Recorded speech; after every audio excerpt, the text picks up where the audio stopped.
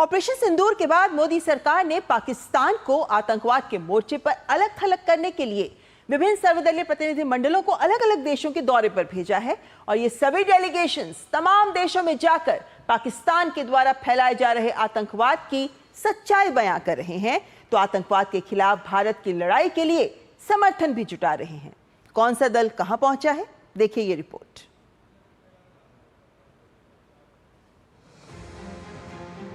विदेश दौरे पर गए भारतीय प्रतिनिधिमंडल इन दिनों अलग अलग देशों में हैं, जहां वो विभिन्न नेताओं और सिविल सोसाइटी के लोगों से मुलाकात कर रहे हैं।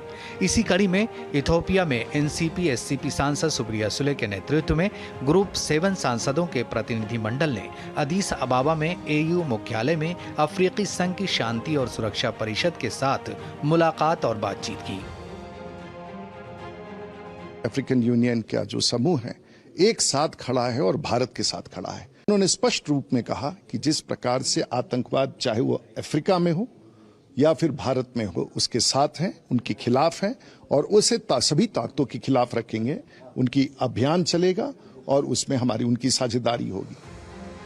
वहीं जेडीयू सांसद संजय कुमार झा के नेतृत्व में निकले सर्वदलीय प्रतिनिधिमंडल की इंडोनेशिया यात्रा संपन्न हो गई है।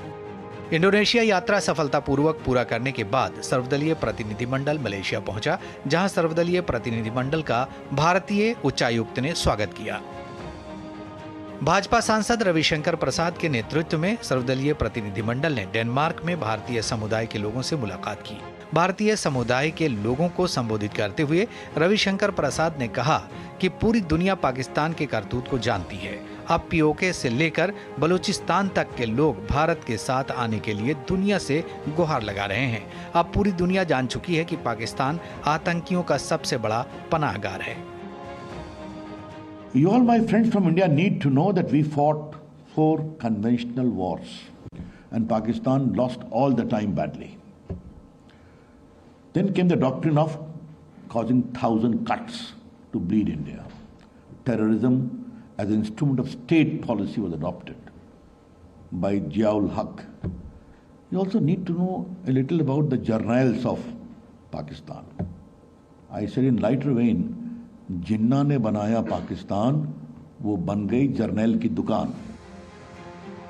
शिवसेना सांसद श्रीकांत एकनाथ शिंदे के नेतृत्व में सर्वदलीय संसदीय प्रतिनिधि मंडल ने सिएरा लियोन की सफल यात्रा पूरी की। इस दौरान उन्होंने संयुक्त राष्ट्र सुरक्षा परिषद, वित्तीय कार्रवाई कार्यबल, FATF और अन्य अंतर्राष्ट्रीय मंचों पर आतंकवाद से लड़ने और विश्व शांति बनाए रखने के लिए सहयोग बढ़ाने की अपील की। कांग्रेस सांसद शशि थरूर के नेतृत्व वाला दल कोलंबिया के बोगोटा में है। भारतीय प्रतिनिधिमंडल के एतराज के बाद कोलंबिया ने आधिकारिक तौर पर अपना वो बयान वापस ले लिया है, जिसमें उसने भारत के लक्षित हमलों के बाद पाकिस्तान में हुई मौतों पर संवेदना व्यक्त की थी। भारत के सर्वदलीय प्रतिनिधिमंडल से मुलाकात के बाद कोलंबिया की उप विदेश मंत्री योलांडा विलाविसेनियो ने कहा कि हमें पूरा विश्वास है कि आज हमें जो स्पष्टीकरण मिला है और वास्तविक स्थिति, संघर्ष और कश्मीर में जो कुछ हुआ उसके बारे में अब हमारे पास जो विस्तृत जानकारी है, उसके आधार पर हम बातचीत जारी रख सकते हैं। Like the Vice Minister very graciously mentioned, they have withdrawn the statement that we had expressed concern about and that they fully understand our position on the matter, which is something we really value. Bharat के ये सभी प्रतिनिधिमंडल अलग अलग देशों में जाकर पाकिस्तान के झूठ को उजागर कर रहे हैं, तो आतंकवाद के खिलाफ भारत की लड़ाई में समर्थन जुटा रहे हैं। Bureau report, TD news.